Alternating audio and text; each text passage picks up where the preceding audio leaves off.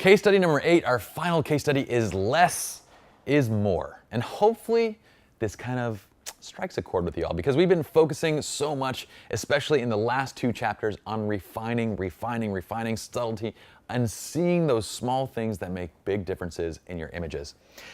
Less is more, and oftentimes less is more. Remember that you want to work within the existing light and simply modify as you need. This is one of those cases where our existing light is absolutely beautiful. When we got Yoko into these scenes and these trees, it looked fantastic. We have a whole sequence of shots in these scenes that look absolutely beautiful. The start and basically how we get these shots is simple.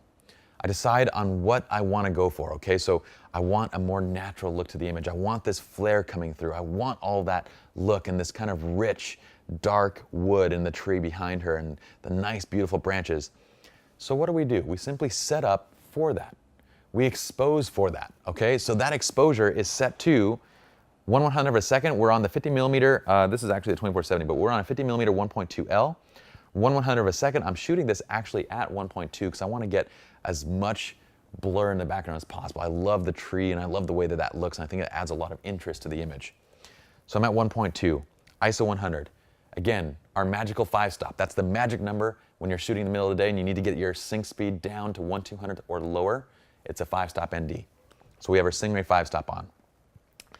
This is the exposure that we get right there. And it looks fantastic. And you know, a lot of photographers would shoot this, they'd shoot it maybe 1 to 1.5 stops brighter and just expose for her skin and they'd call it good. And that's fine, that's a technique in and of itself.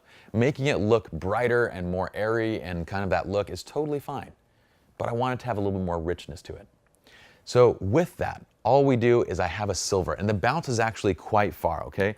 So the silver bounce is placed probably 10 to 15 feet from where the model is and 10 to 15 feet from me. So I'm right at the edge of what is kind of reasonable for on-camera flash bounce. With my bounce, again, using a grid to control where the light's going. For this one, I believe it was far enough away that I wasn't getting any spill anywhere, and I wasn't getting enough light, so I actually just took off the grid to shoot this shot. But if you are getting spill towards the model, then by all means you can take it, put the grid on. But if you're not, then you might as well keep the grid, take the grid off and get as much light as possible when you need to bounce this far of a distance, or use a snoot to kind of control and throw that light all the way. But it was difficult. Why? Because again, when we're outdoors like this, using this little test button in an outdoor situation, really you don't see anything. You're not seeing a bright enough light until you fire the shot. So I took a couple test shots.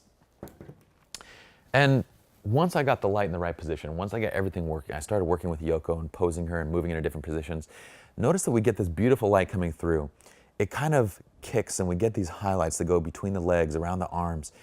And I'm working with her form and her body so that we can kind of see the shape of her body through this dress.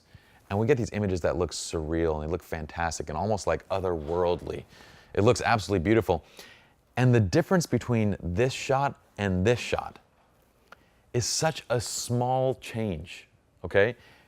But it's works so nicely. In this shot, we have this beautiful kiss of light that just adds a little bit of contrast and a little extra polish and punch to this image over here on the right, whereas this one kind of falls just a little bit flat. Everything is kind of equally lit in this shot, which means that there's not attention. If everything is equally lit, then our attention doesn't go to any one particular area. With her being kind of the brightest point in this shot, with the exception of that flare right there, our eyes are drawn into her. We kind of see the sun coming down at this angle, hitting her, and we kind of see this bright area, and our eyes go right to that. The lines of the trees, look how we placed and how we framed this shot. We framed it so that these lines lead directly into where our model is. All these things are intentionally done to bring our eyes into the photograph. And the difference between with and without flash is huge in this case, and it's only a small kiss of flash.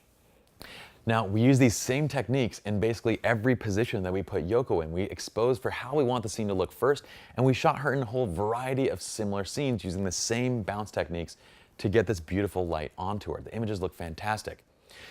Now, the great part about this is, while we're able to do this with on-camera flash, and while it works fantastically well, if that's all you have, then great.